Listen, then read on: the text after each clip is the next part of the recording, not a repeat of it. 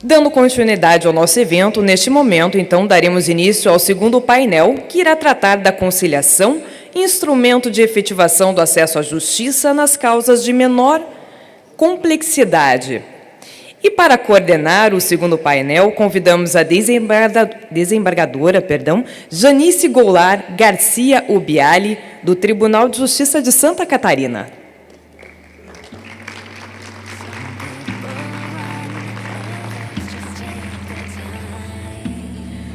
Convidamos para compor o dispositivo deste segundo painel o excelentíssimo conselheiro do Conselho Nacional de Justiça, desembargador Luiz Fernando Tomasi Kepping,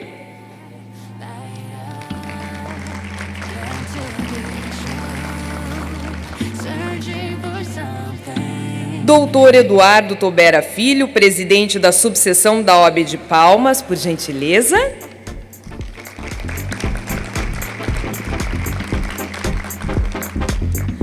Doutora Trícia Navarro Xavier Cabral, juíza de Direito Estadual do Tribunal de Justiça do Espírito Santo.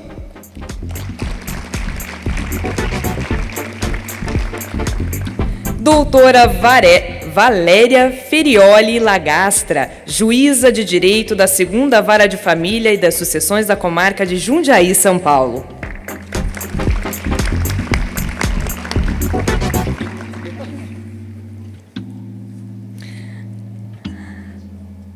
A doutora Janice é desembargadora do Tribunal de Justiça de Santa Catarina e coordenadora do Sistema dos Juizados Especiais e Programas Adequados de Solução de Conflitos. A quem passo a palavra neste momento, por gentileza.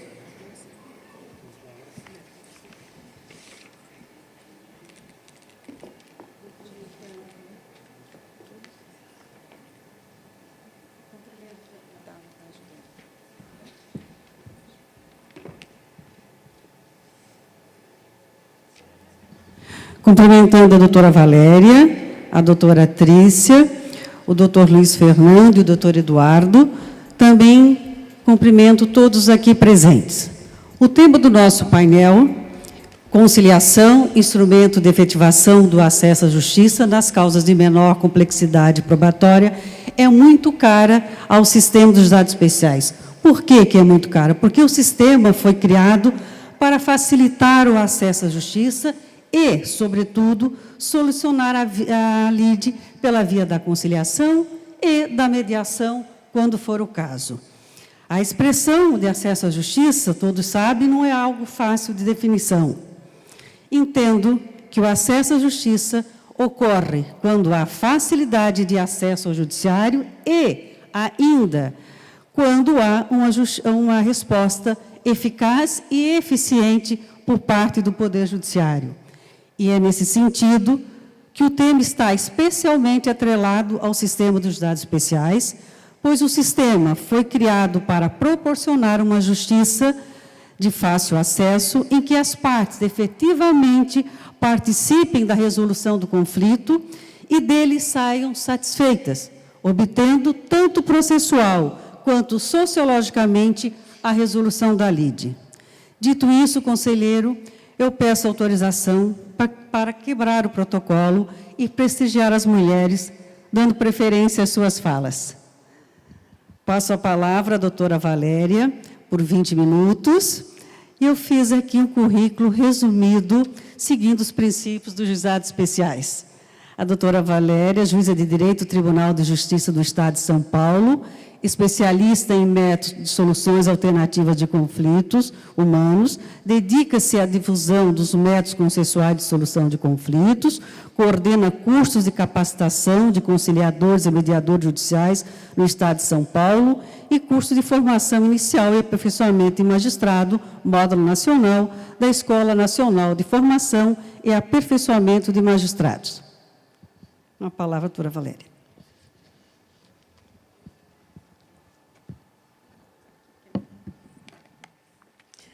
Bom dia a todos.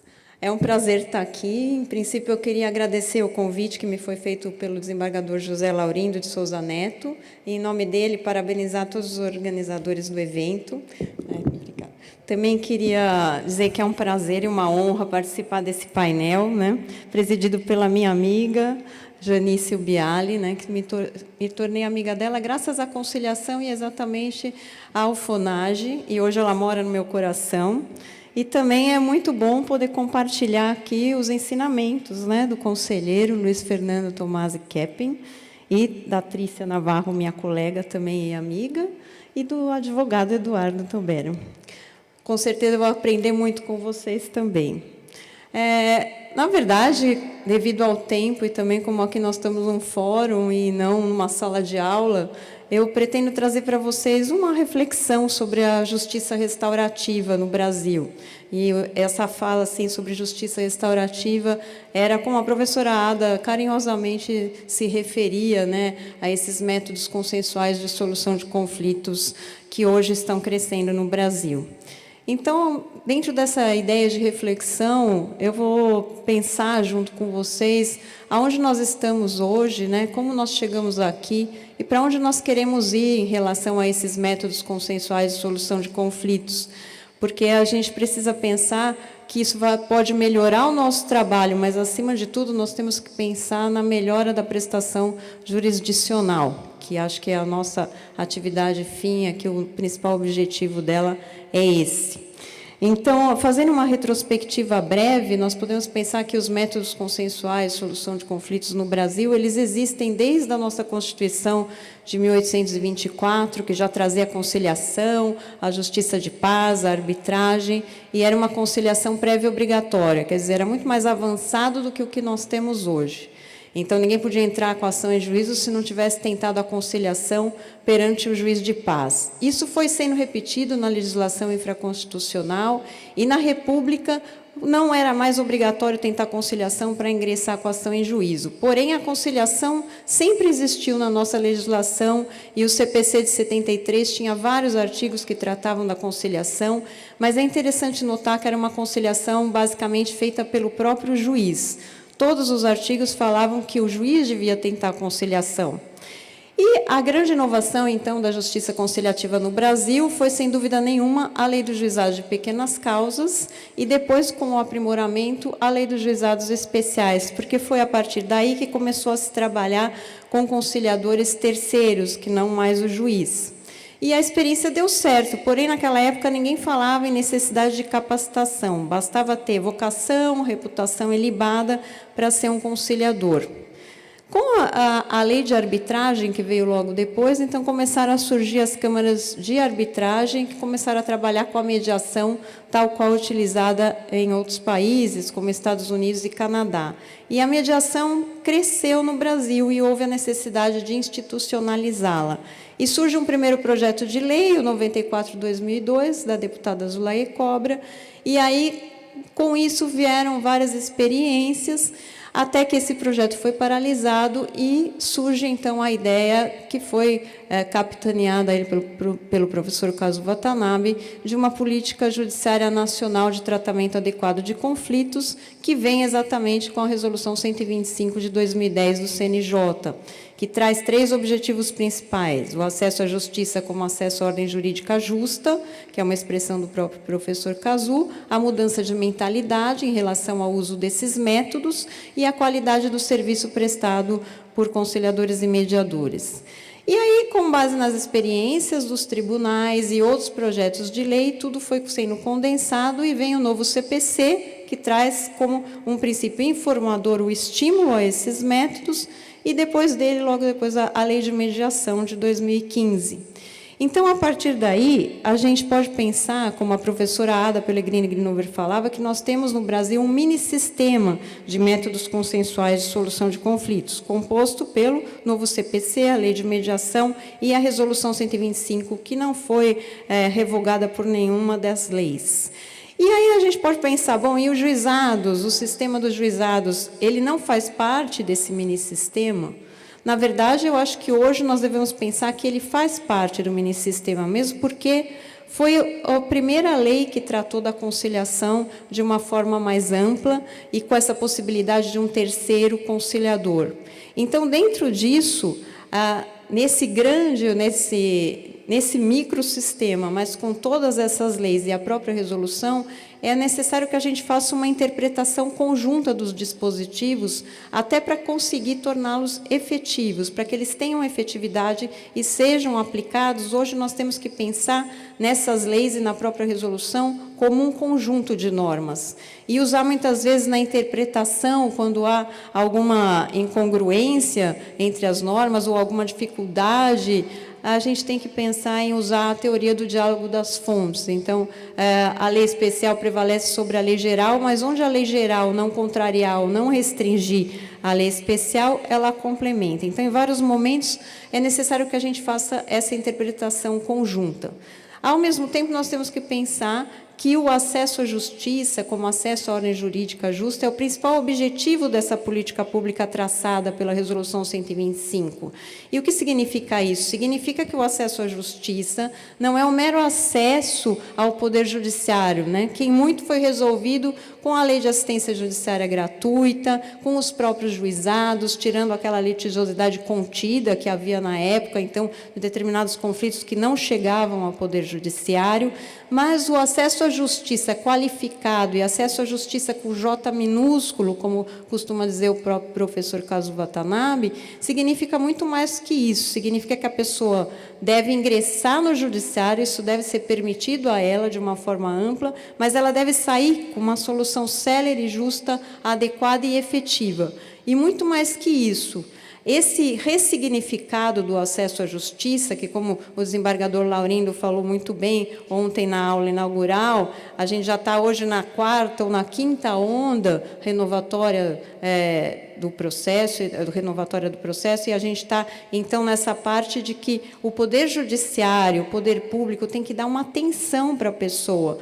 Tenha ela um conflito ou tenha ela qualquer problema jurídico, ou necessite de um serviço de cidadania. E essa ideia também vem trazida nesse conceito amplo de acesso à justiça e na Resolução 125 do CNJ. Então, hoje, o Poder Judiciário é um prestador de serviços que atende aos anseios da comunidade. E o juiz, ele não é mais um mero prolator de sentenças, ele é um agente de transformação da sociedade na qual ele está inserido. Então, nós temos que ter hoje essa visão social, a gente tem que se aproximar da comunidade, a gente tem que colaborar com promotores, advogados, defensores, todos no ambiente de colaboração para prestar um melhor serviço e não só pensando na melhora da qualidade do nosso trabalho.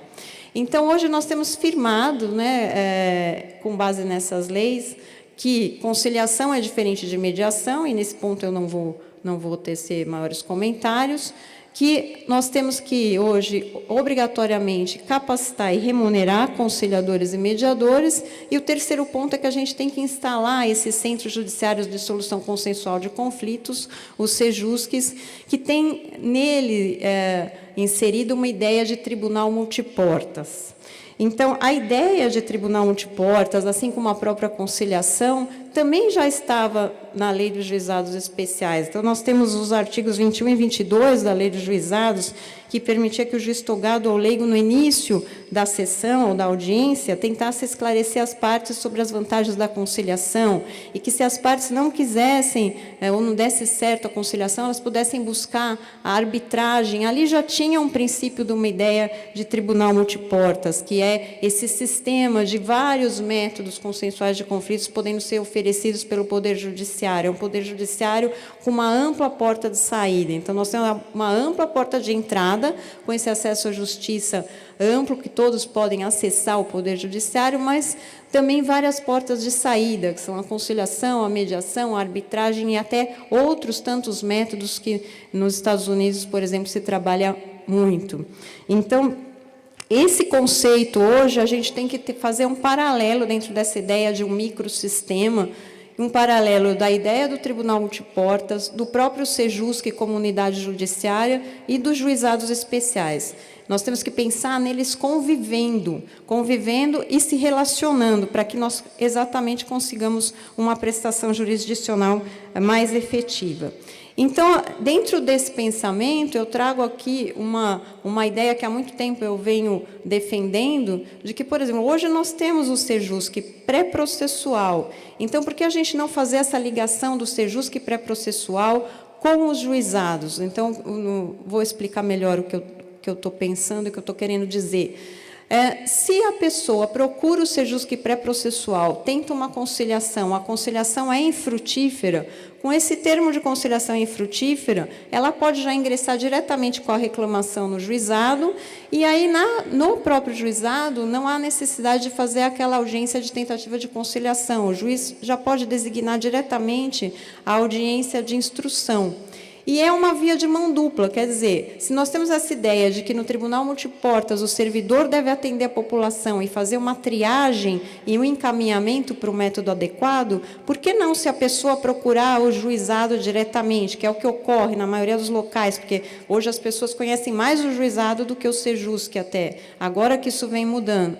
Se procurar direto o juizado, por que não o servidor já informar que hoje existe essa possibilidade de uma tentativa de conciliação mais rápida, que pode ser até solucione a questão sem necessidade de um processo, através dessa tentativa de conciliação no Sejusc pré-processual. E aí muito se alega, ou se alegou até um tempo atrás, que, bom, mas o juizado tem um sistema próprio, tem um procedimento que exige essa tentativa de conciliação no início do processo. Não, se pensarmos assim, o CPC também é um sistema próprio e tem um procedimento. Só que hoje o próprio CPC, no 334, ele encaminha e ele obriga que as pessoas tentem uma solução conciliada, uma mediação no Sejusc.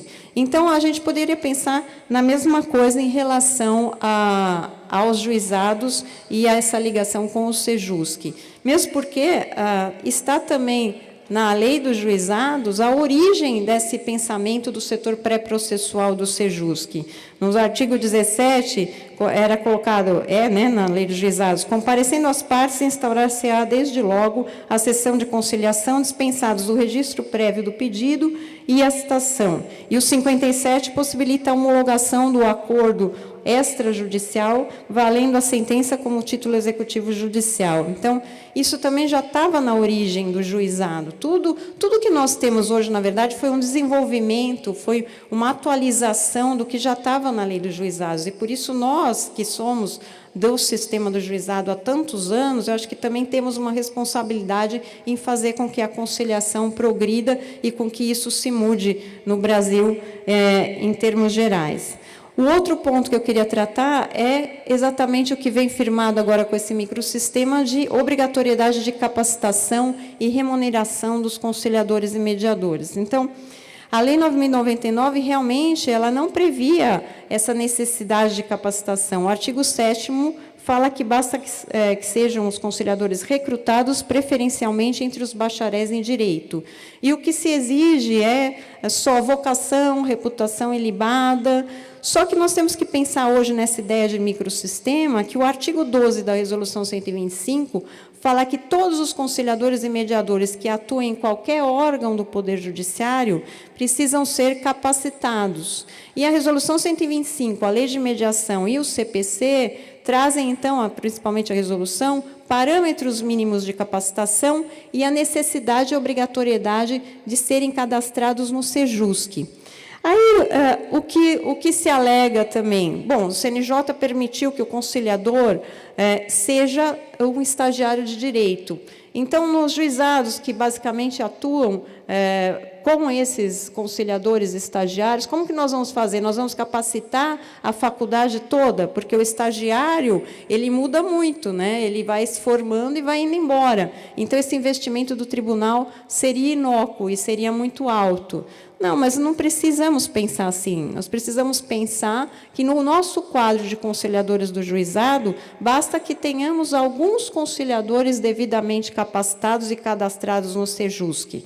E esses vão atuar em co-conciliação junto com os estagiários de direito.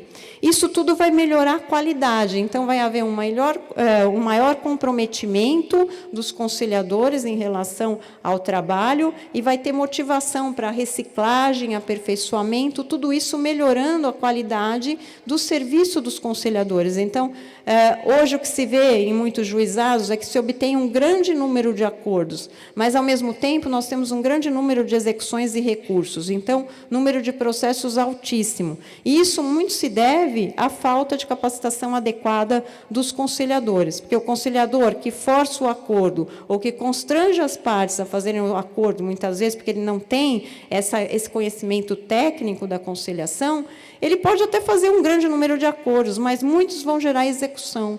E isso vai só proliferar o número de processos como um todo. Então, paralelamente, a gente tem outra dificuldade, e eu concordo que é uma dificuldade grande, que é remunerar esses conciliadores. Nós não estamos conseguindo remunerar nem os conciliadores e mediadores do Sejusc, então nós vamos ter mais conciliadores para remunerar, mas isso é um pensamento também que eu acho que está prestes a ser solucionada essa questão, porque nós temos até na semana que vem, no dia 28 de novembro, no próprio CNJ, uma audiência pública que vai tratar da lei de custas em âmbito nacional.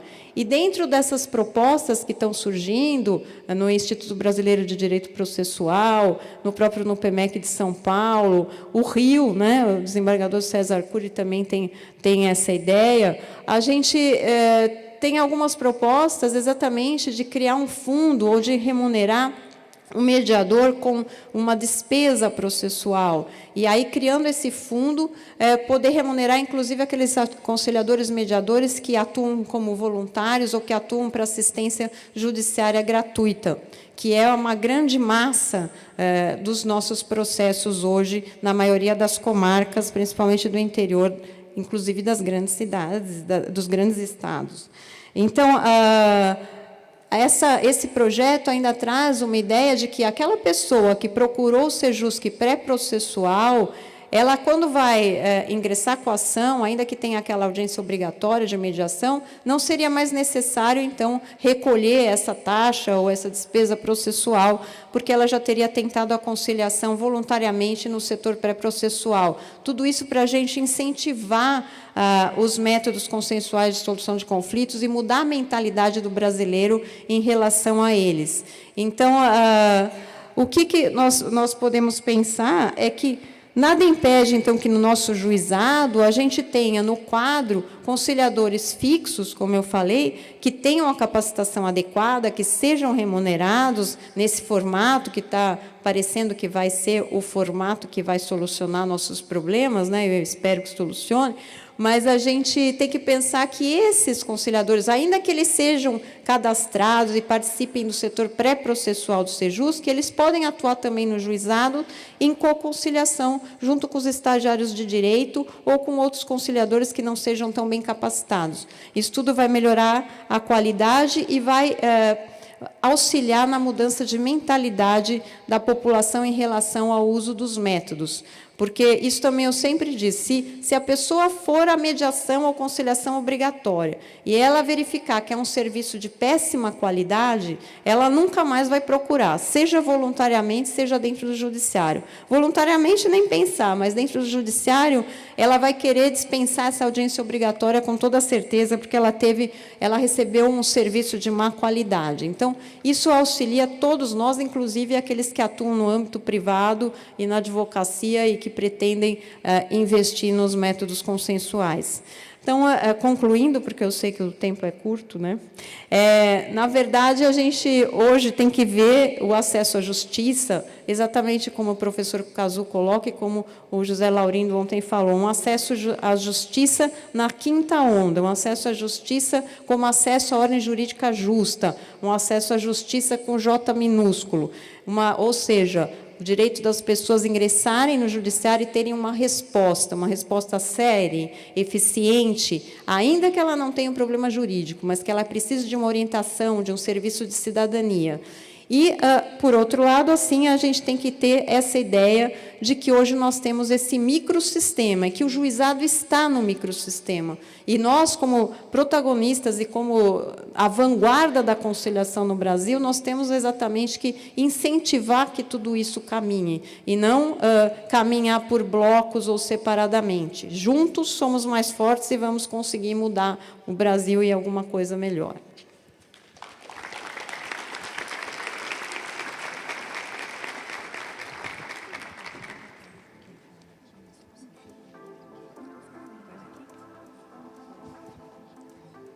Sim. Passo agora a palavra, também por 20 minutos, à doutora Trícia Navarro Xavier Cabral, que possui mestrado, doutorado e pós-doutorado em Direito Processual Civil, coordenadora do Centro Judiciário de Solução de Conflitos e Cidadania do Tribunal de Justiça do Espírito Santo. Tem experiência na área do direito público e atua principalmente nas seguintes áreas: mediação, conciliação, compromisso e ajustamento de conduta, novo CPC, ativismo judicial, prova, preclusão judicial, flexibilização procedimental e ordem pública processual.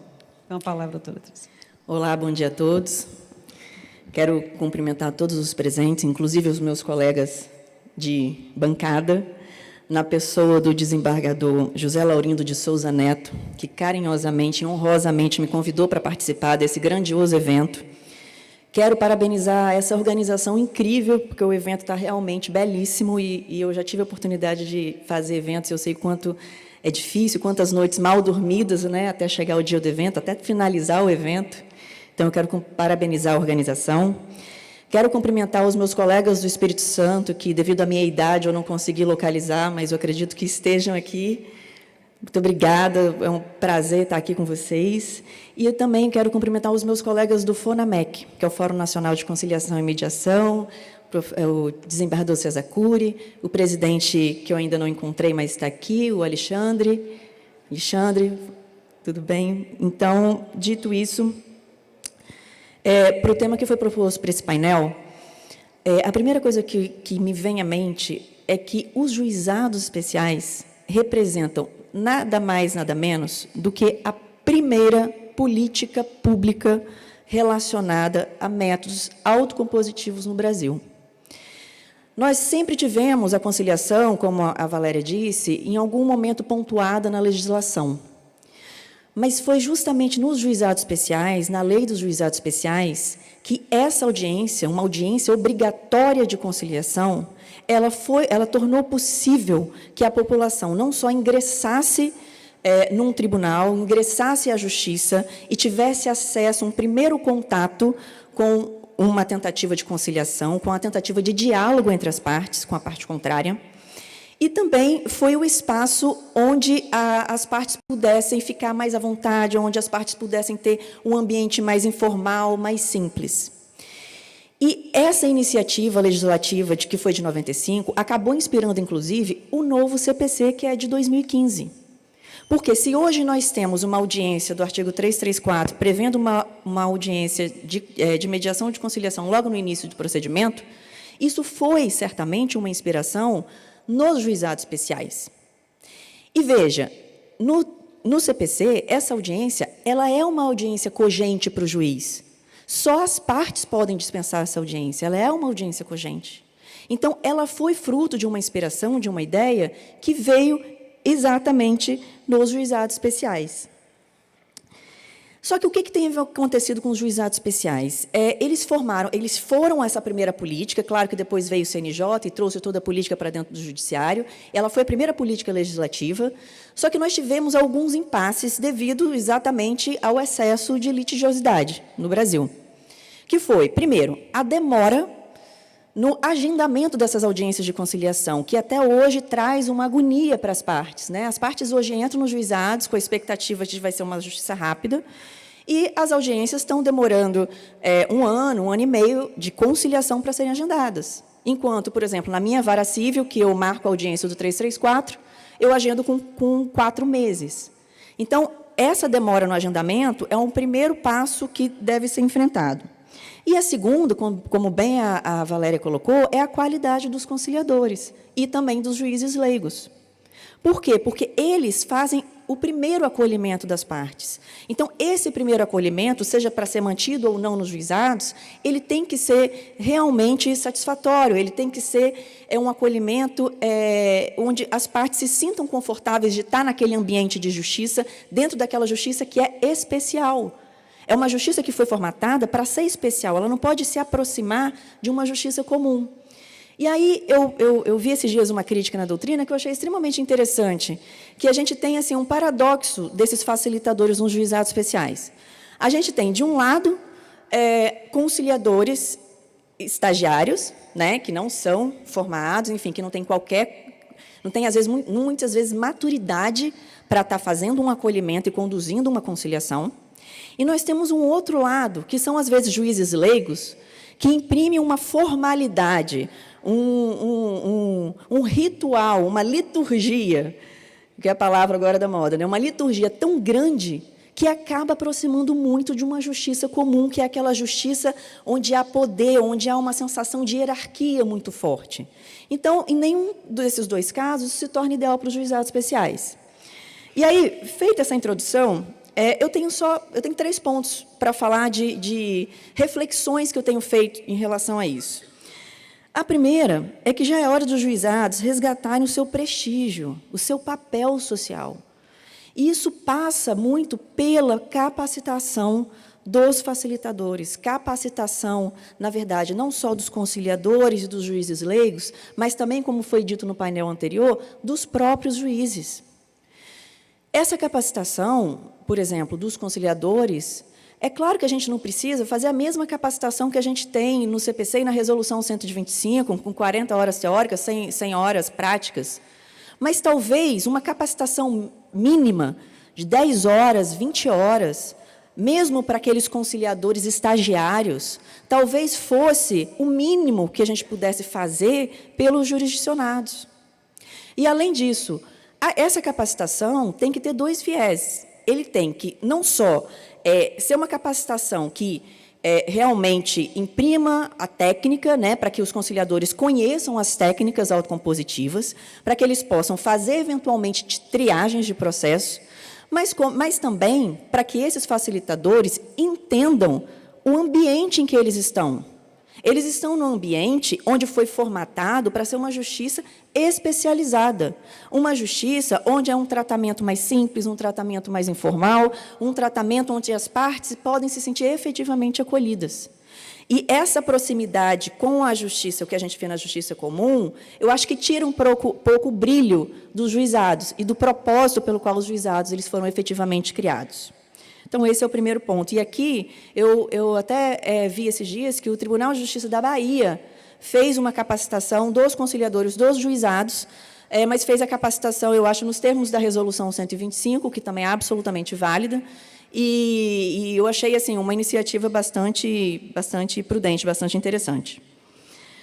O segundo ponto, que foi também um ponto que a Valéria tocou, nós estamos hoje, os juizados eles foram criados num momento muito diferenciado, num momento político, num momento legislativo, num momento processual muito diferente.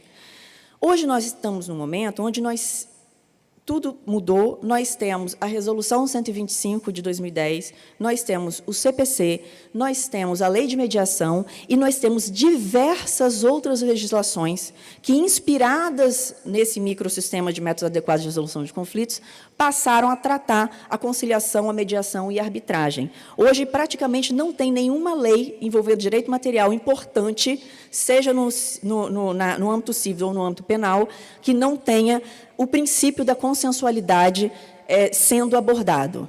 Lei de recuperação judicial, lei tributária, enfim, todas as leis hoje acabam abordando a consensualidade. E, nesse ponto, os juizados especiais, eles devem, efetivamente, fazer parte dessa sistemática.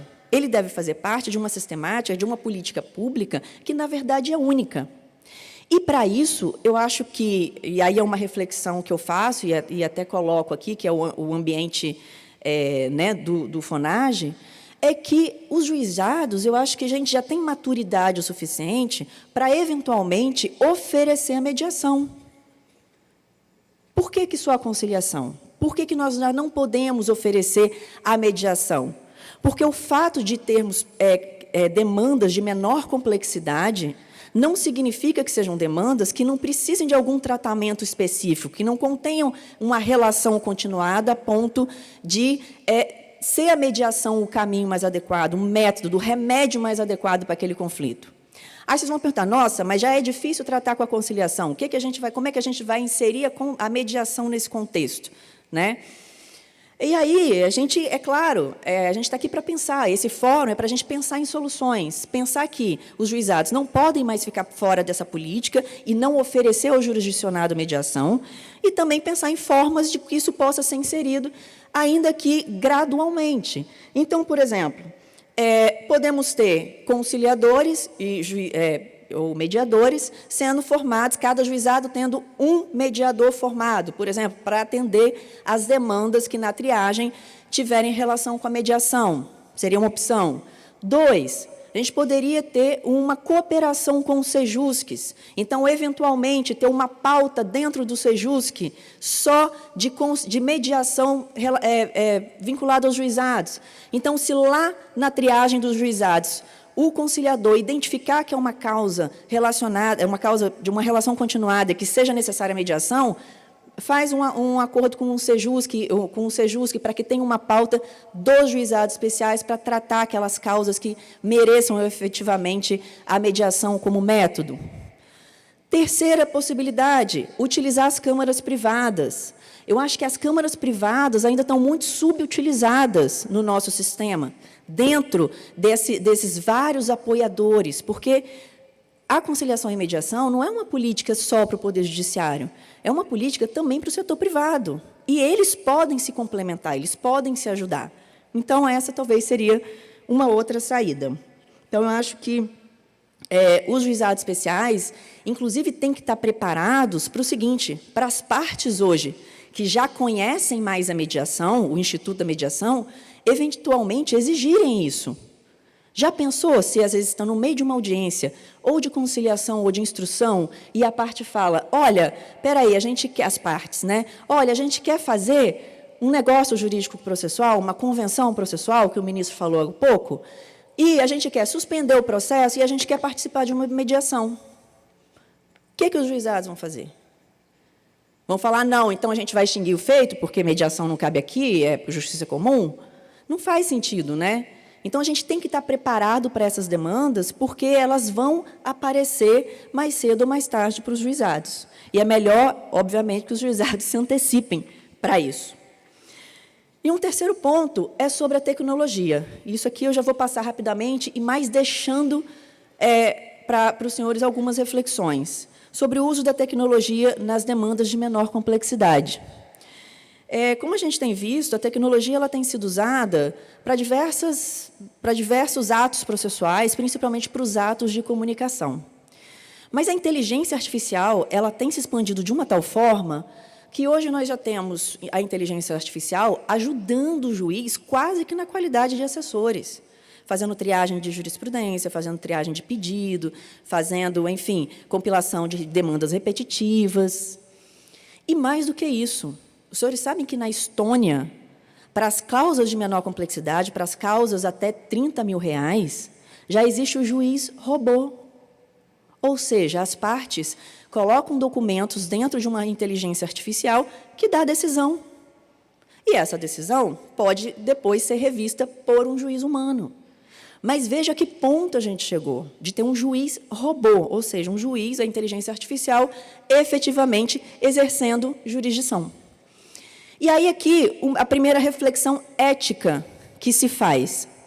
Quando a gente está diante de demandas de menor complexidade ou de causas de menor valor econômico, sendo decididas por robôs, por inteligência artificial, isso seria tratar a justiça, isso seria uma forma da justiça estar sendo elitista, ou seja, deixando para o juiz humano só as causas de maior valor econômico, ou não? isso seria uma forma da gente também tratar a própria justiça, racionalizando o uso da justiça, que hoje está absolutamente desvirtuada, especialmente diante de diversos abusos processuais que a gente vê na prática.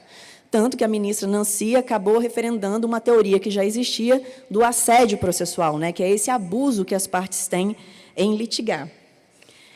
E uma última reflexão sobre o uso da tecnologia. Hoje a gente sabe que nós temos diversas plataformas online que efetivamente constroem novas relações jurídicas. A gente, a qualquer momento do celular, a gente faz negociações. Eu, antes de entrar aqui, comprei uma passagem, enfim. A gente faz novas relações jurídicas, a gente tem novos conflitos e também a gente tem novas formas de resolução desses conflitos. Hoje, diversas empresas, vídeo eBay, Mercado Livre, várias empresas estão oferecendo a solução dos seus próprios conflitos numa plataforma online. E mais do que isso, hoje a gente tem duas plataformas governamentais, que é a consumidor.gov.br, né, que todos aqui eu acho que já conhecem, que é ligado ao Ministério da Justiça e trata de demandas de consumo. E nós temos agora, que é uma plataforma nova do governo federal, que é a gov.br, que é uma plataforma recente, criada pelo Executivo, onde tem a missão de, até 2020, compilar todos os sites da administração pública federal, direta e indireta. E nessa plataforma do governo, ela vai oferecer informações, ela vai oferecer serviços e, obviamente, ela vai acabar oferecendo também resolução de conflitos. E aí vem a reflexão que eu venho fazendo, e eu vou deixar aqui para os senhores. Já não estamos num momento de repensar esse acesso à justiça? Esse acesso à justiça, a gente já não chegou a um ponto onde está sendo mais prejudicial do que vantajoso para os jurisdicionados? Onde a gente acaba atolando a justiça com demandas que poderiam ser decididas extrajudicialmente e acabam vindo para o judiciário, fazendo com que o juiz tenha que dividir a mesma atenção com causas de absoluta simplicidade, com causas de absoluta complexidade? Então, é essa reflexão que a academia tem feito. E aí, o que isso tem a ver com as plataformas online? Diversos juízes no Brasil já estão condicionando o acesso ou o prosseguimento da ação ao uso dessas plataformas. Então, identificou que uma causa é de consumidor? É linhas aéreas. Ok, consumidor, vamos fazer o seguinte, a gente vai suspender o processo. Você vai na plataforma do consumidor.gov, que tem 80% de êxito nas resoluções de conflitos, num prazo de 10 dias. Então, tenta lá. Se não der certo, a gente volta para cá. Ou seja, fazer dessas plataformas, desses ambientes administrativos de resolução de conflitos, uma condição à procedibilidade da ação, será que isso já não seria um momento da gente pensar nessa viabilidade? E aqui eu chamo a atenção do Tribunal de Justiça do Maranhão, que ele tem 3 atos normativos, incentivando os juízes a fazerem isso. Acho que é um da presidência e 2 da corregedoria, os provimentos, né? Não é isso, Alexandre? Exato. Então, essa é uma realidade que a gente tem que se acostumar. E a gente já tem várias decisões, inclusive do Alexandre, do Fonamec, fazendo isso, condicionando o andamento do processo, a parte passar primeiro por essas instâncias administrativas. Porque, veja, a gente do judiciário também tem esse caráter pedagógico.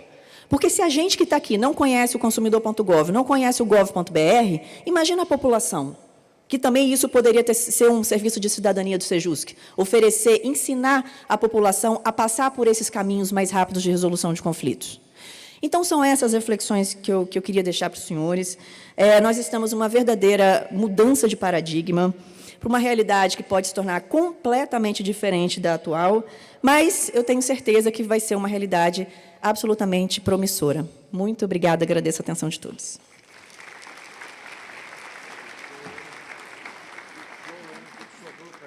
Passo também a palavra por 20 minutos ao doutor Eduardo Tobera Filho, advogado que iniciou carreira em 2008, atuando com direito público municipal, posteriormente sua área de atuação para o direito empresarial e tributário em grandes empresas, além de possuir escritório de advocacia focado no direito do consumidor. Presidente da subseção da OAB de Palmas, Paraná, já exerceu o cargo de procurador do município de Palmas, Paraná, e de diretor jurídico da indústria de compensados Sudate, assim como assessor jurídico em diversas empresas. Está com a palavra.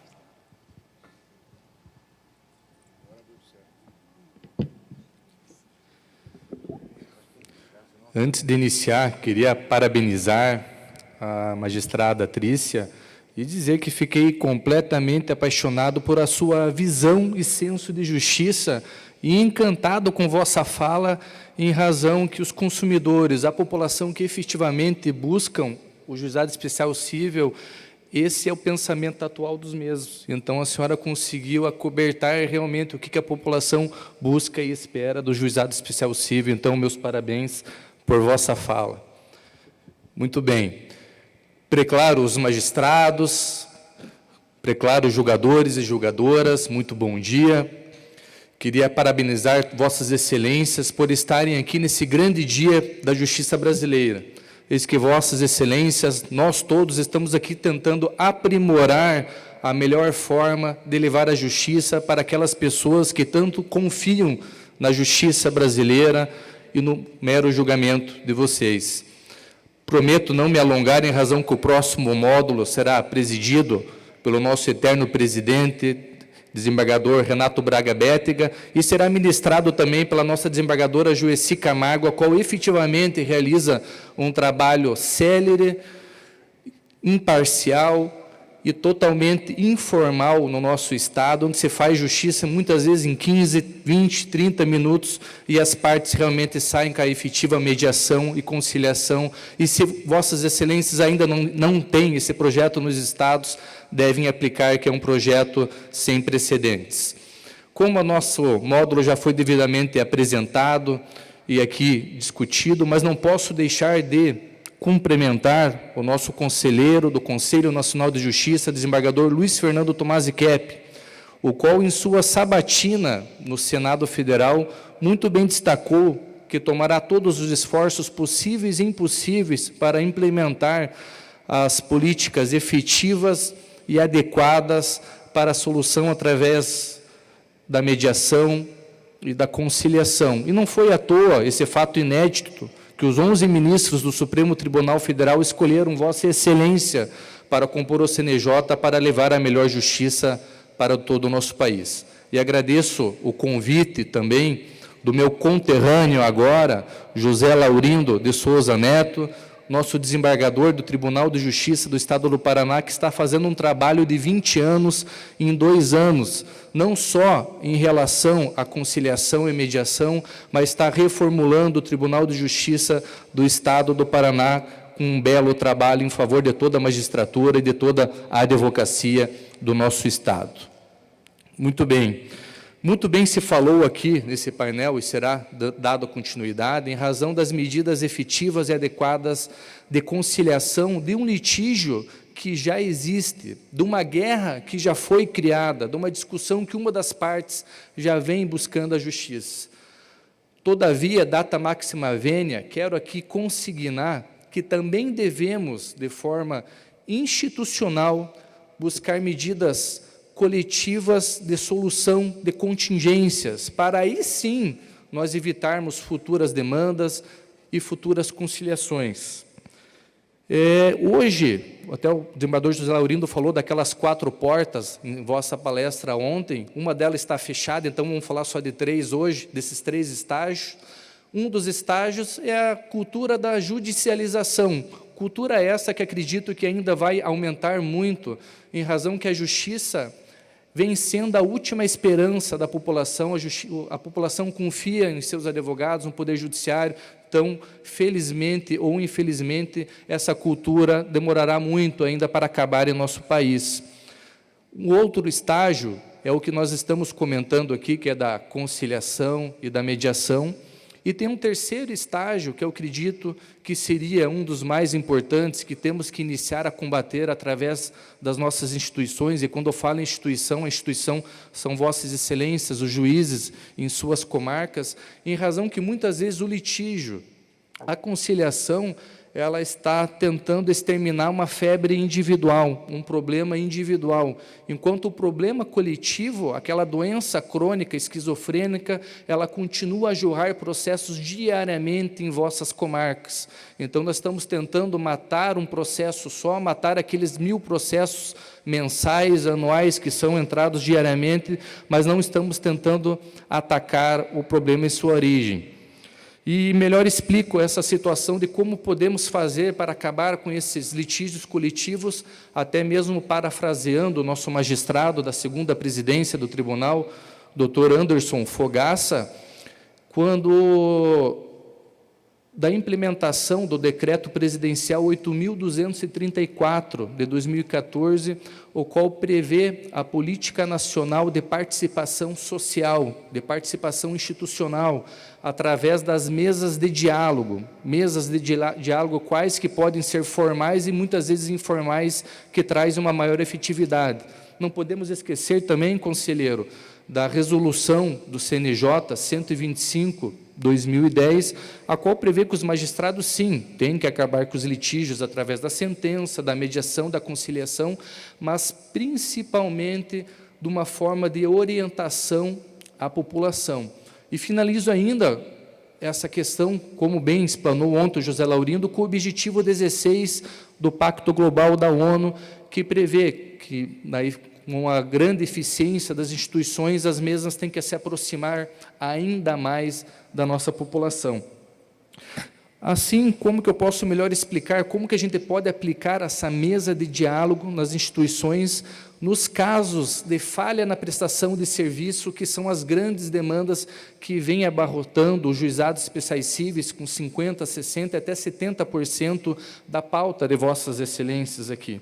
Conversando também com a assessoria do desembargador José Laurindo, assessoria que está fazendo esse belo evento, está fazendo um trabalho inédito em nosso tribunal, é plenamente possível, e já é feito isso também, é um mapeamento em cada comarca de quais são as demandas que estão efetivamente abarrotando o nosso tribunal, que está abarrotando os nossos juizados especiais cíveis, trabalho esse também que poderá ser, e já está sendo também realizado pelo Conselho Nacional de Justiça, realizado esse levantamento, descoberto, vamos dizer, a comarca de Pitanga, no Paraná. Chegou um certo momento em que todas as instituições, Rotary, Lions, maçonaria, os hospitais, associação comercial, associação empresarial, solicitaram uma reunião com a ordem, com o Poder Executivo, com o Poder Legislativo, para nós tomarmos alguma providência sobre o problema coletivo, essa contingência coletiva que estava gerando os problemas individuais que abarrotam os nossos juizados.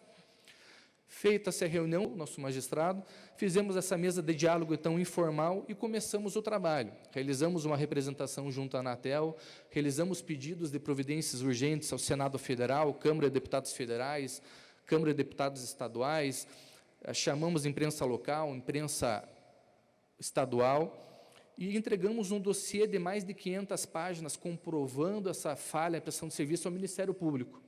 O Ministério Público propôs imediatamente a sua ação civil pública, pleiteando R$ 1 milhão de dano moral coletivo e mais uma multa diária até que a OI comprovasse o restabelecimento ou os serviços que pudessem ter um restabelecimento de serviços.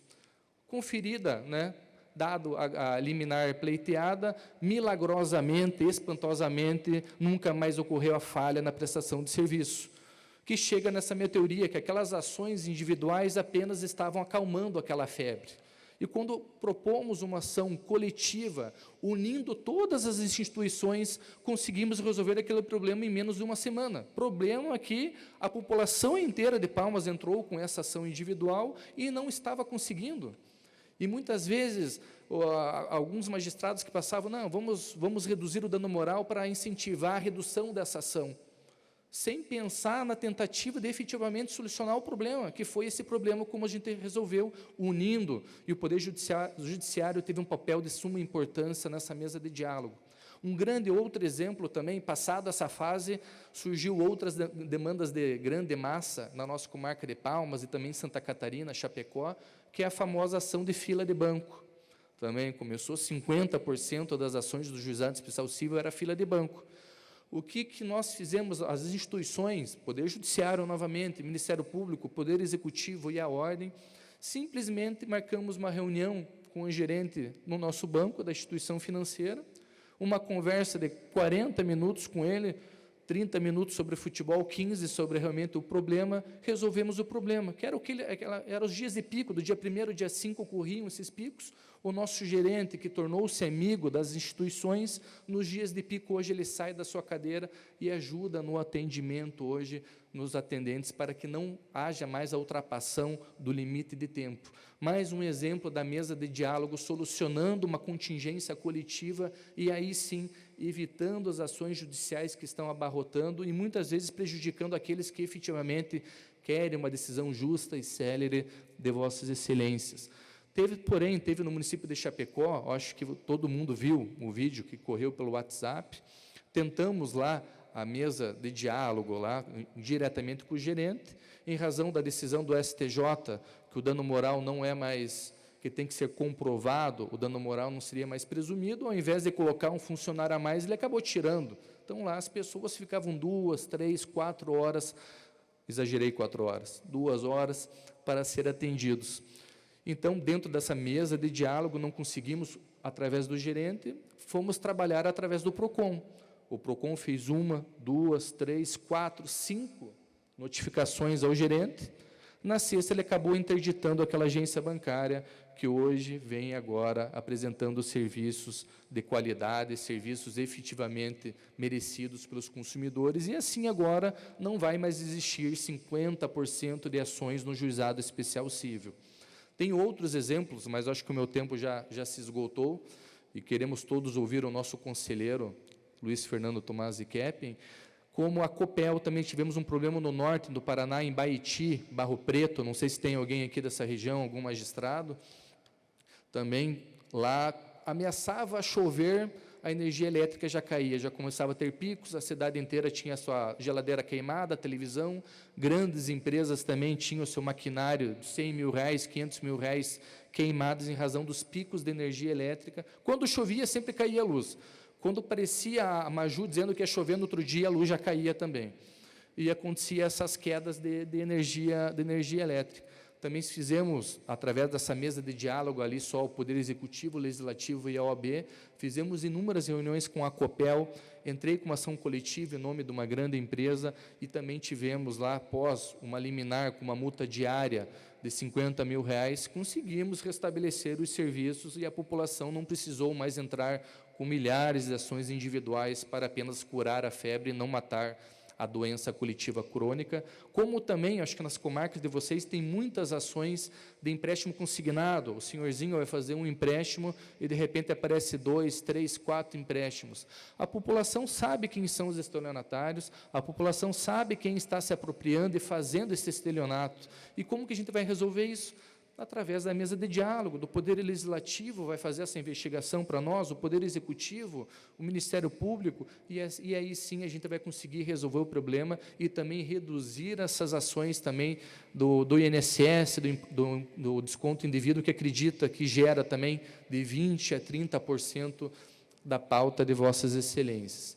Então, finalizo aqui essa minha mensagem até um pouco institucional e deixo as portas abertas da Ordem dos Advogados do Brasil, do Estado e até mesmo nacional. Falo aqui em nome do 1.100.000 advogados, mas sempre colocando à disposição para a solução dessas contingências coletivas, em razão que o principal papel da Ordem também é a proteção à sociedade, e penso que essa mesa de diálogo será de suma importância a implementação para resolvermos essas demandas coletivas. Muito obrigado e parabéns por estarem aqui até sexta, sábado, ajudando a justiça do país. Obrigado.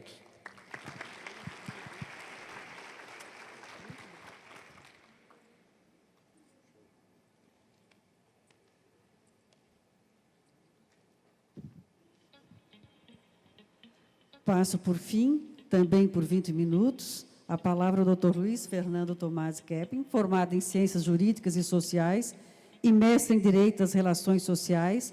Foi criador e coordenador do projeto de resolução alternativa de conflitos do Juizado Especial de Curitiba, nos anos de 2001 e 2002. Foi professor de ensino superior por muitos anos, coordenador do Núcleo de Mediação da Universidade Tuiuti do Paraná, 2001-2003, integrou equipes correcionais do CNJ e, atualmente, é conselheiro do Conselho Nacional de Justiça, CNJ, órgão administrativo máximo da Justiça Brasileira. Com a palavra.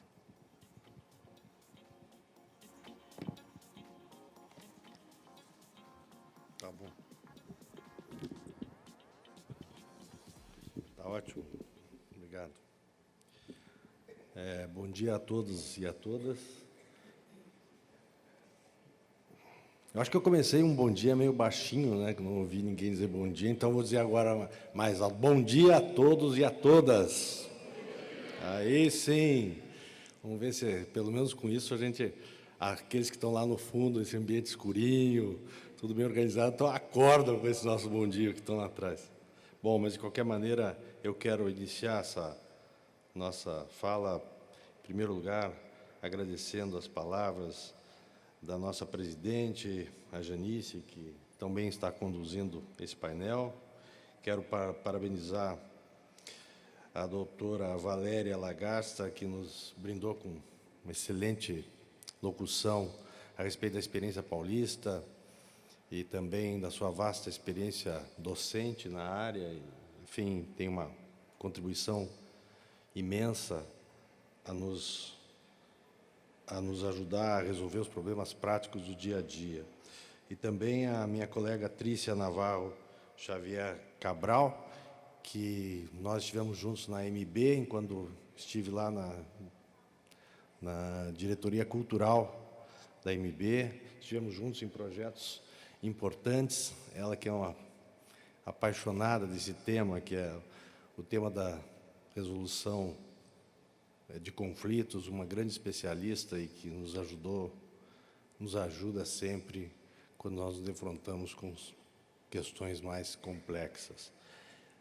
Eu parabenizo, por fim, o doutor Eduardo Tobeira Filho, que nos brindou com a sua experiência na área da mesa de diálogo e trouxe realmente a prática de uma situação concreta que nós nos defrontamos no dia a dia e que, por vezes, nem imaginamos esse tipo de solução. Daí a importância deste evento, e eu quero parabenizar o eminente desembargador José Laurindo de Souza Neto, nosso segundo vice-presidente, e pela sensibilidade, junto com o doutor Anderson Fogaça, em ter convidado um representante da OAB para estar conosco aqui. Ele que traz esses cases, que são cases muito significativos e importantes, e que eu tenho certeza que podem ser reproduzidos em todo o Brasil.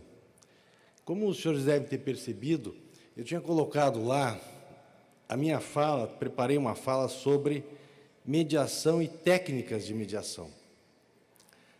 Mas, diante da conversa que aconteceu aqui,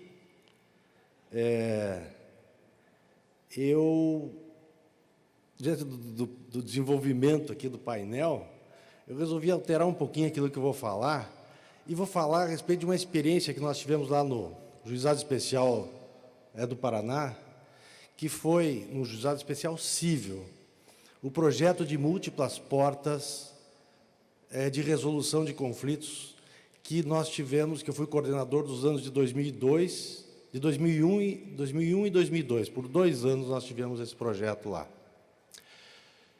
Bem, como é que funcionava aquele projeto? Eu tinha participado de algumas discussões internacionais com relação ao tema da resolução alternativa de conflitos, das ADRs ou ADRs, porque, digamos assim, fora do Brasil, o que define a resolução alternativa ou métodos alternativos de conciliação, de resolução de conflitos, é ADR. Se os senhores digitarem ADR no computador, vão encontrar o universo todo. Aqui no Brasil é que nós temos uma certa dificuldade com relação à denominação desses métodos. E como a gente não encontra, digamos, uma uniformidade, o CNJ veio em boa hora e definiu algo para nós. Mas o fato é que, naquela época, em 2001 e 2002, nós nos deparávamos com um juizado especial sem remuneração para conciliadores, sem remuneração para juízes leigos.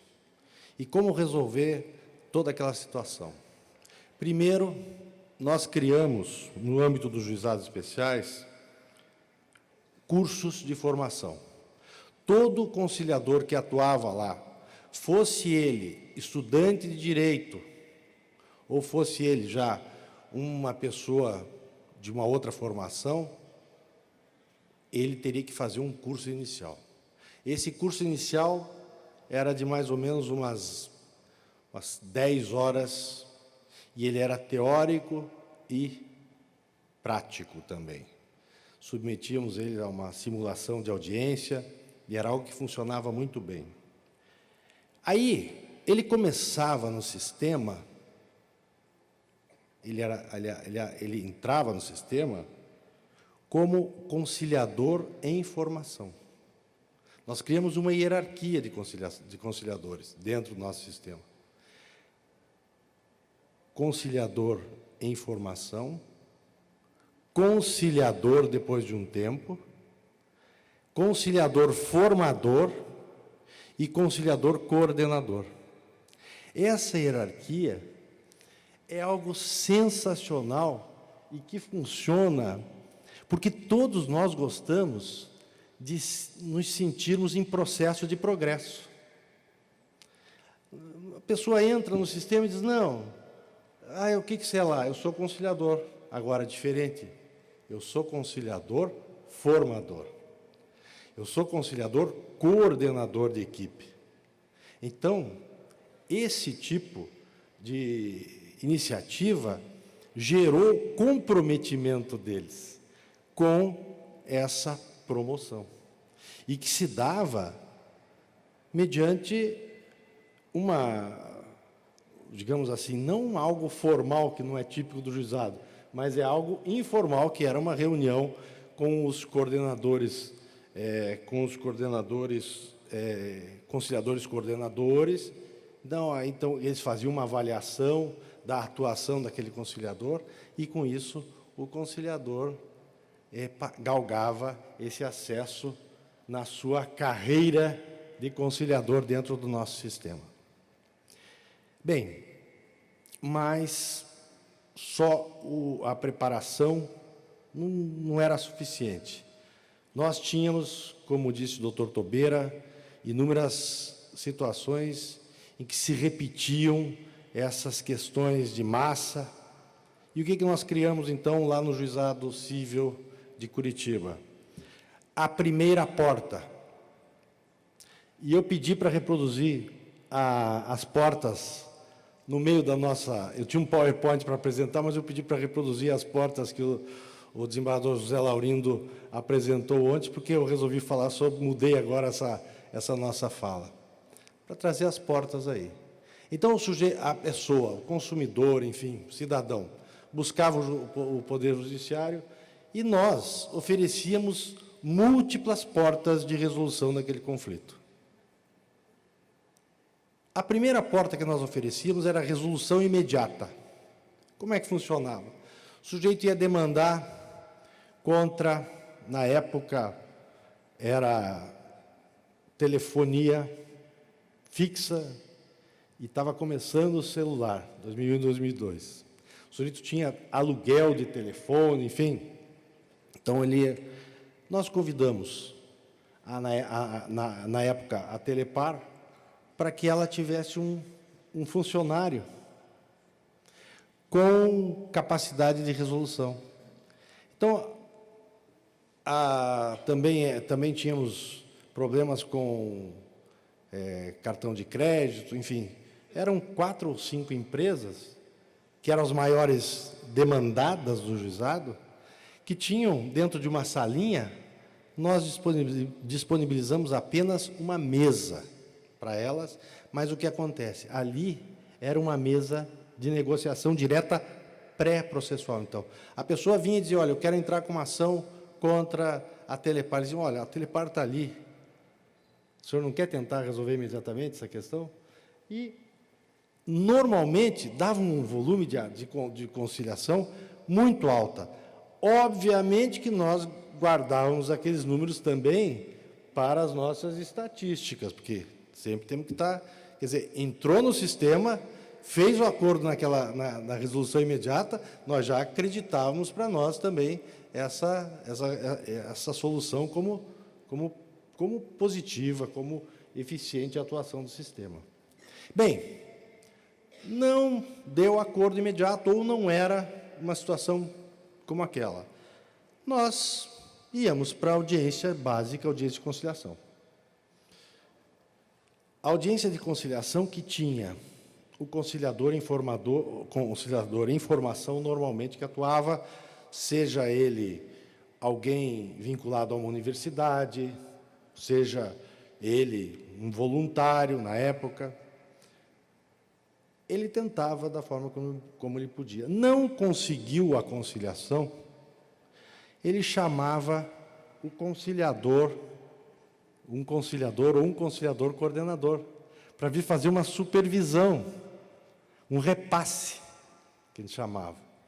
Bem, esse repasse era muito importante, porque, na verdade, 2 conciliadores atuaram para tentar aquela resolução. Mas, mais do que isso, esse repasse, e era ele o que repassava, que oferecia as outras portas. A porta da mediação. Como é que nós funcionamos com a mediação?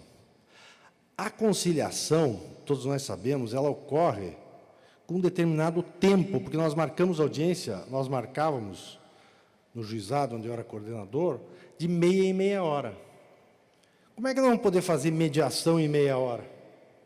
Então, nós tínhamos uma outra pauta em um dia que não fosse o dia das audiências, porque o dia das audiências é quase como você ficar num aeroporto. Ninguém consegue se concentrar no aeroporto, porque voltar, atenção, passageiro, atenção, não sei o que, audiência, não sei o que. Nesse outro dia era um ambiente de silêncio, e o mediador, ele atuava com o tempo necessário à resolução daquele conflito.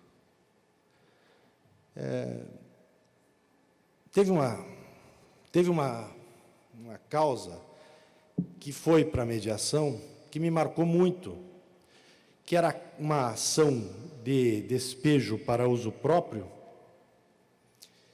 que a senhora dizia ao conciliador: eu não vou deixar ela me despejar novamente.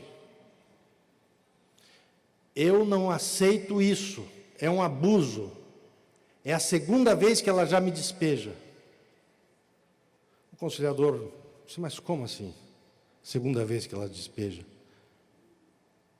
Sim, eu morava em São Paulo, ela comprou o imóvel que eu morava, ela é minha mãe biológica, mas foi uma coincidência, foi uma questão de negócio. Eu comprei a casa. Agora ela está morando aqui em Curitiba e eu novamente comprei a outra casa dela. Foi uma pura questão negocial. O advogado dizia: o contrato de locação não está registrado, a minha cliente adquiriu a casa onde ela mora e ela tem que abandonar a casa. O juizado vai ter que dar o despejo. Bem, mas a senhora está dizendo que ela é a sua mãe biológica, como é essa história? A mãe biológica, disse, não, ela é minha filha biológica. Então, essa causa, os dois advogados dos dois lados, eles queriam que fosse a sentença, a instrução e julgamento do juiz.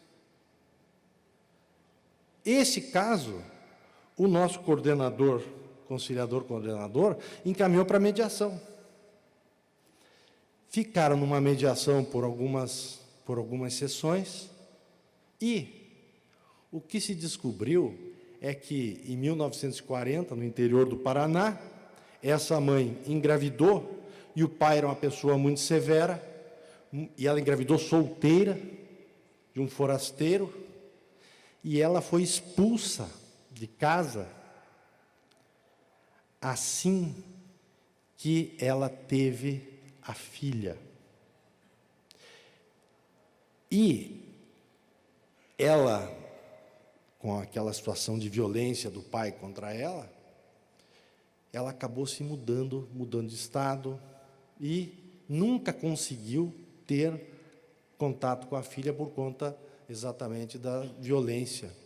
E o avô acabou registrando a filha como se fosse sua filha. Ela cresce, a filha então cresce, descobre tudo isso e resolve se vingar da mãe. Veja que é uma história de novela nem brasileira, quase mexicana essa história aí. E a filha, então, como é que resolve se vingar da mãe? Tirando-lhe o teto. Bem, quando a filha descobre o porquê, as reais causas da ação da mãe ter abandonado a filha, naquela situação toda, elas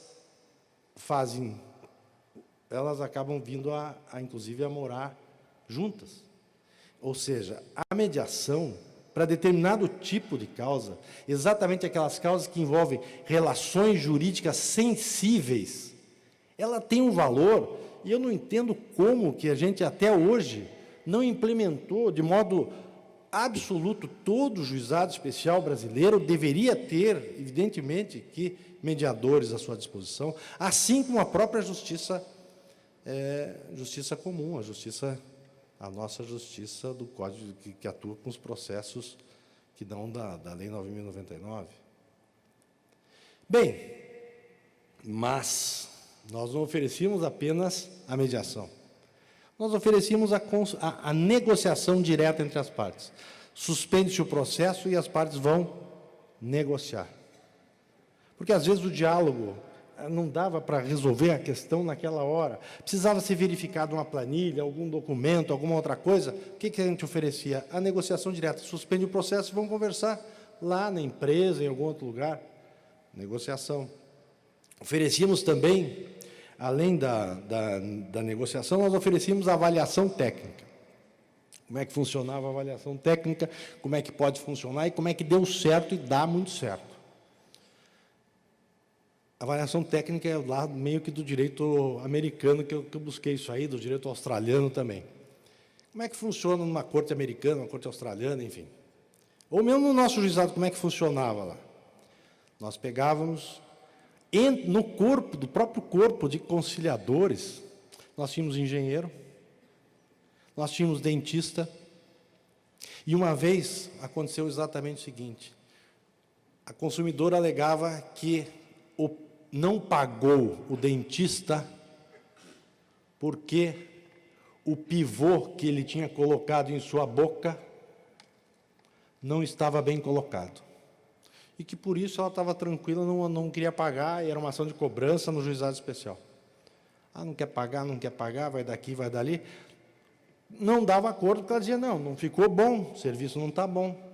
Ele está querendo me cobrar R$6.000 aí por esse valor, só que o serviço não ficou bom.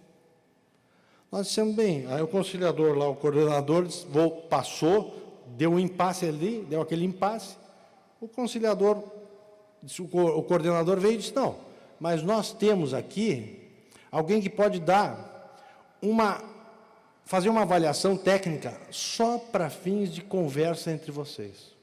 Não era vinculante aquele parecer. Era um parecer técnico só para estimular o acordo. Veio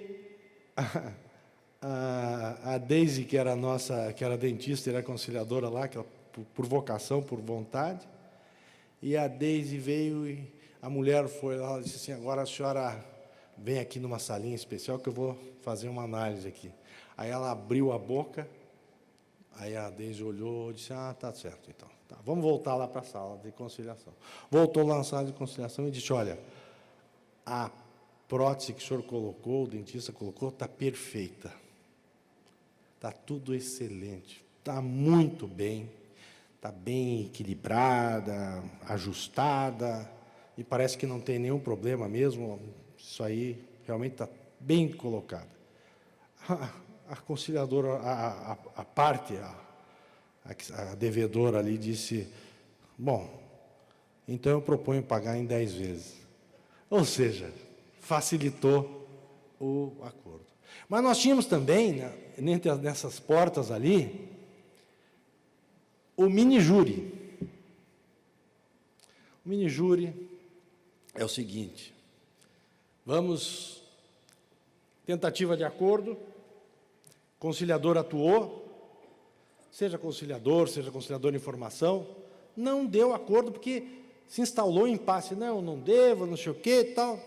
Nós dizíamos o seguinte: bem, ia lá o conciliador coordenador, o caso era de um impasse que o coordenador, pela sensibilidade dele, que ele era quase que um ADR practitioner, que, como eles dizem lá nos Estados Unidos, que ele era um prático de saber como resolver conflito. Tem pessoas que são assim na vida da gente.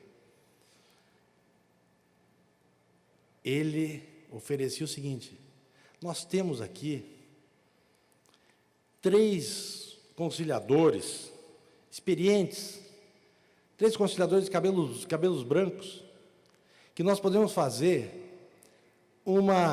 eles formam uma espécie de um conselho. Os 3 vêm aqui, eu convido os 3 para virem aqui, ouvirem as versões dos senhores, verificarem os documentos, e eles vão produzir uma decisão não vinculativa, e que não vai ficar escrito em lugar nenhum.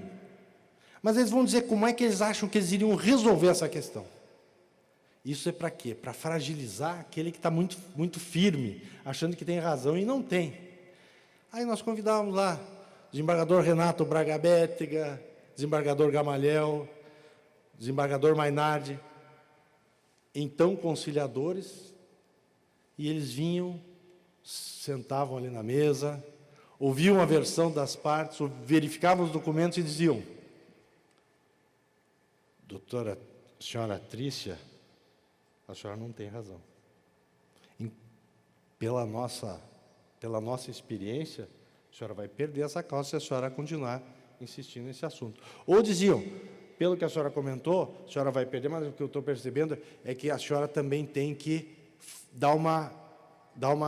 o ideal seria que a senhora aceitasse o pagamento parcelado, que a senhora disse que não aceita. Então, é o seguinte: a senhora paga, mas a senhora teria que aceitar o pagamento parcelado, ficaria muito bom resolvido dessa maneira.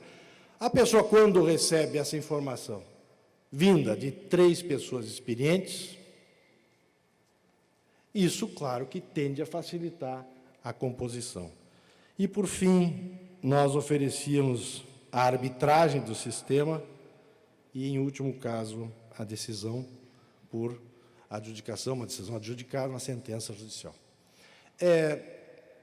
Esse era um sistema, um sistema que funciona muito bem, que não foi, nós não inventamos a roda. Esse sistema, inclusive, concorreu a Inovare em 2001, 2002, 2003, alguma coisa assim. E é alguma coisa que precisa do quê? Precisa do comprometimento de quem atua no juizado especial. Porque o que eu tenho percebido, depois de tanto tempo de estrada, aí mais de 31 anos de magistrado, é que a gente vem falando muito sobre conciliação, sobre métodos de resolução autocompositivas, mas a gente realmente não tem se empenhado como deveria.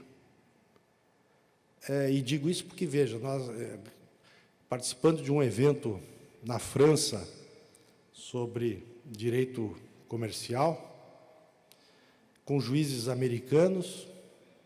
Os juízes americanos se vangloriam de que apenas os juízes da Califórnia se vangloriam de que apenas 1,9% dos casos submetidos à justiça americana são decididos por sentença. 1,9%. Mas o que acontece? Entra uma ação societária, seja qual for, na justiça americana, tudo isso que eu falei aqui, tudo isso que eu comentei aqui, entra em ação. E o juiz disse para mim, eu, normalmente, um caso, quando eu me encontro com as partes, eu bloqueio a minha agenda por 3 horas. Qualquer causa que não encontre resolução por outros métodos antes de chegar no juiz, ele fica por 3 horas, ele tem 3 horas para ficar conversando com as partes, e para ficar insistindo, e para ficar mostrando a importância desses métodos. Portanto, é o seguinte, o que é que eles estão fazendo? Eles estão dando o devido valor à conciliação, à pacificação social. Nós aqui, quando o juiz faz muito acordo, a regra é ser dito que esse juiz não quer trabalhar. Quando se vai verificar a questão da produtividade, o juiz não pode ser medido pelo acordo, tem que ser medido pela sentença. Nós estamos pensando da mesma forma como pensavam os nossos avós. Mas e por que isso? Porque também as faculdades de direito não estão com essa mentalidade. Mentalidade essa que o case do Dr. Eduardo Tobeira demonstra que as coisas vêm evoluindo. E eu fiquei... O slide final aqui era exatamente um muito obrigado.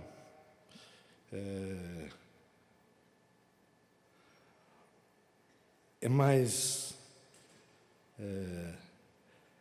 eu ficaria nesse finalzinho dizendo o seguinte: nós damos a resposta que nós somos preparados. Nós temos que mudar a nossa mentalidade para que a gente realmente possa dar uma resposta efetiva. E, nesse sentido, o Fernando Pessoa diz assim: fiz de mim o que não soube, e o que podia fazer de mim não o fiz. O dominó que vesti era errado. Conheceram-me logo por quem não era, e não desmenti, e perdi-me. Que nós todos não nos percamos com essas novas posturas, e que a gente realmente tenha um engajamento maior pela conciliação. Muito obrigado.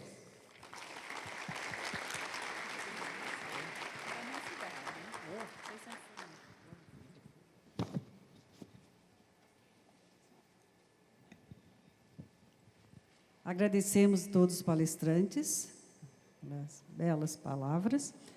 E é possível concluir das falas de todos que, nada obstante o pioneirismo dos juizados especiais, e que, inclusive, servir de inspiração para os demais métodos adequados de solução de conflitos, há ainda a necessidade de capacitação adequada dos conciliadores e também dos próprios magistrados que atuam no sistema dos juizados especiais.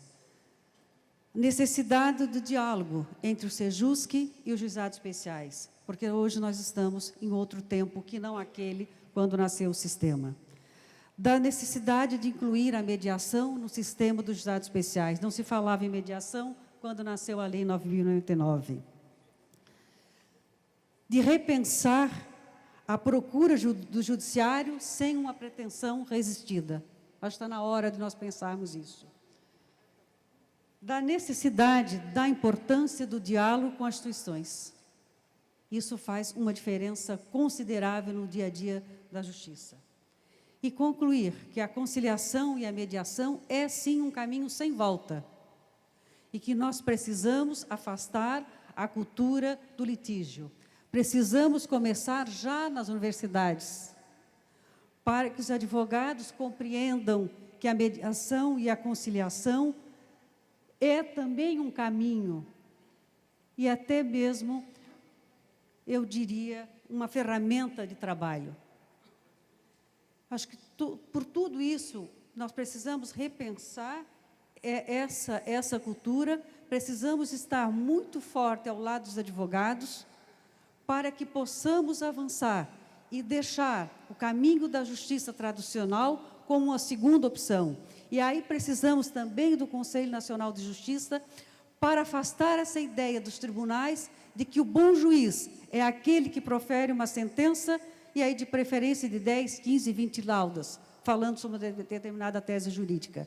Precisamos de uma consciência muito firme dos tribunais, do CNJ, de valorar esses magistrados que trabalham com a conciliação, porque muitas vezes é muito mais fácil você ditar o direito do que tentar uma mediação, uma conciliação.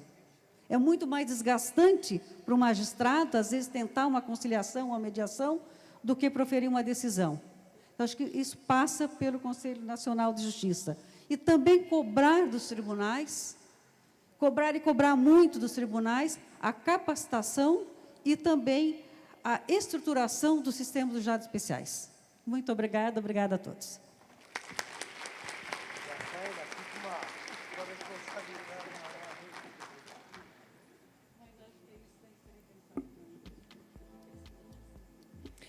Para fazer a entrega dos certificados aos participantes desse segundo painel, nós convidamos os desembargadores Gamaliel Semiscaf e Ramon de Medeiros Nogueira. Por gentileza.